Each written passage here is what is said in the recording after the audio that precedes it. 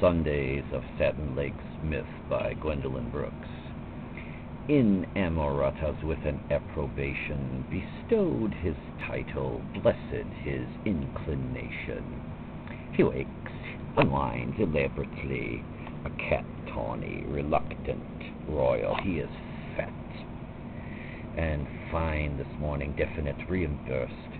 He waits a moment, he designs his reign, that no performance may be plain or vain, then rises in a clear delirium. He sheds with his pajamas shabby days and his desertedness, his intricate fear, the postponed resentments, and the prim precautions. Now at his bath, would you deny him lavender, or take away the power of his pine?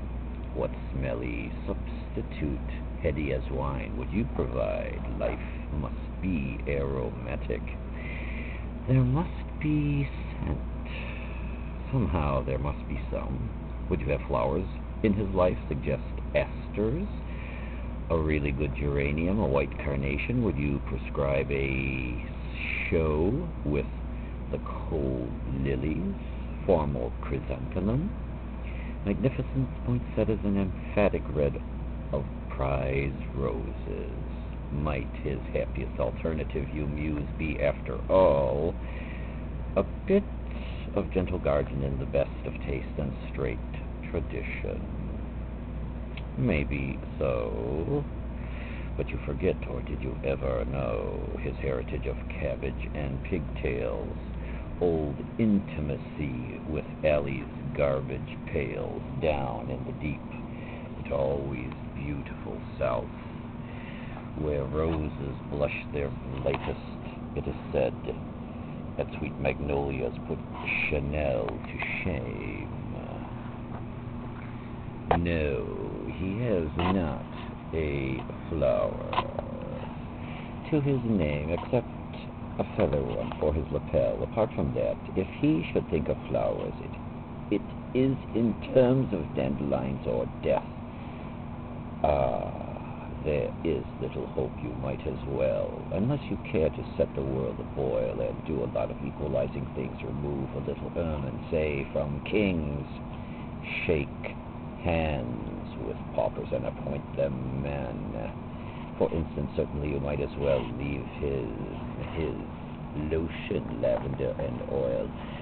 Let us proceed. Let us inspect together with his meticulous and serious love the innards of his closet, which is a vault whose glory is not diamonds, not pearls, not silver plate with just enough dull shine, but wonder suits in yellow and in wine, sarcastic green and zebra-striped, cobalts with shoulder padding that is wide, and cocky and determined as his pride, ballooning pants that taper off to ends, scheduled to choke precisely. Here are hats like brilliant umbrellas and hysterical ties like narrow banners for some gathering war. People are so in need of help. People want so much that they do not know below the tinkling trade of little coins, the gold impulse not possible to show or spend, promise piled over and betrayed. These needed limbs receive the kiss of silk, then they receive the brave and beautiful embrace of some of that equivocal wool. He looks into his mirror, loves himself. The neat curve here, the angularity that is appropriate at just its place.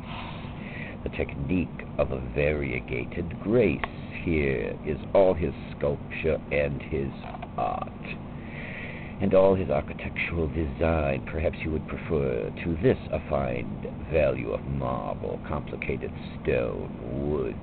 Have him think with horror of Baroque, Rococo. You forget and you forget. He dances down the hotel steps that keep remnants of last night's high life and distress, as spat out purchase kisses and spilled beer.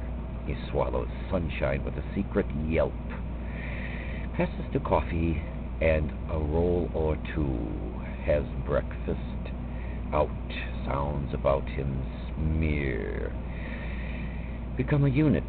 He hears and does not hear, the alarm clock meddling in somebody's sleep, children's govern Sunday happiness, the dry tone of a plane, a woman's oath, consumption, spiritless expectoration, an indignant robin's resolute donation, pinching a trek through apathy and din, restaurant vendors weeping, and the L that comes on like a slightly horrible thought. Pictures, too, as usual, are blurred. He sees and does not see the broken windows hiding their shame. With newsprint, little girl with ribbons decking wornness, little boy wearing the trousers with the decentest patch to honor Sunday, women on their way from service, temperate holiness arranged, ably on asking faces, men estranged from music and from wonder and from joy, but far familiar with the guiding awe of foolishness. He loiters, restaurant vendors weep, or out of them rolls a restless glee, the lonesome blues, the long-lost blues. I want a big fat mama down these sore avenues comes no Sanson, no piquant, elusive Grieg, and not Tchaikovsky's wayward elegance, and not the shapely tender drift of Brahms. But could he love them? Since a man must bring to music what his mother spanked him for when he was 2, bits of forgotten hate, devotion, whether or not his mattress hurts, the little dream his father humored, the thing his sister did for money, what he ate for breakfast and for dinner 20 years ago last autumn. All his skipped desserts, the pasts of his ancestors lean against him, crowd him, fog out his identity. Hundreds of hungers mingle with his own, hundreds of voices advise so dexterously.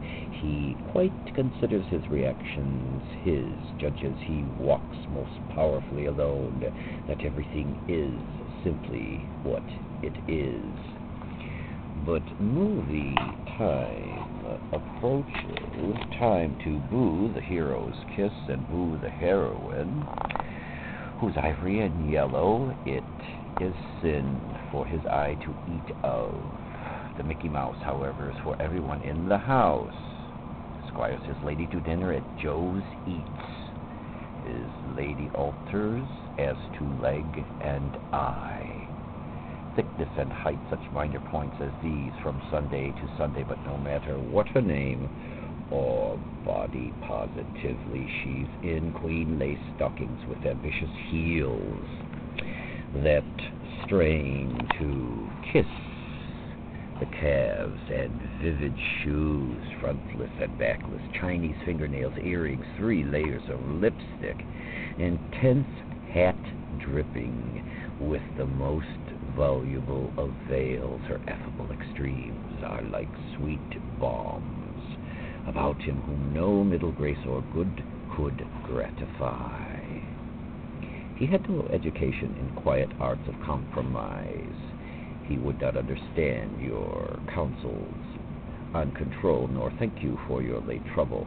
At Joe's Eats, you get your fish or chicken on meat platters with coleslaw, macaroni, candied sweets, coffee, and apple pie. You go out full. The end isn't it all that really matters? And even the intrepid come, the tender boots of night to home. Her body is like new brown bread under the Woolworth mignonette. Her body is a honey bowl whose waiting honey is deep and hot. Her body is like summer earth, receptive, soft, and absolute.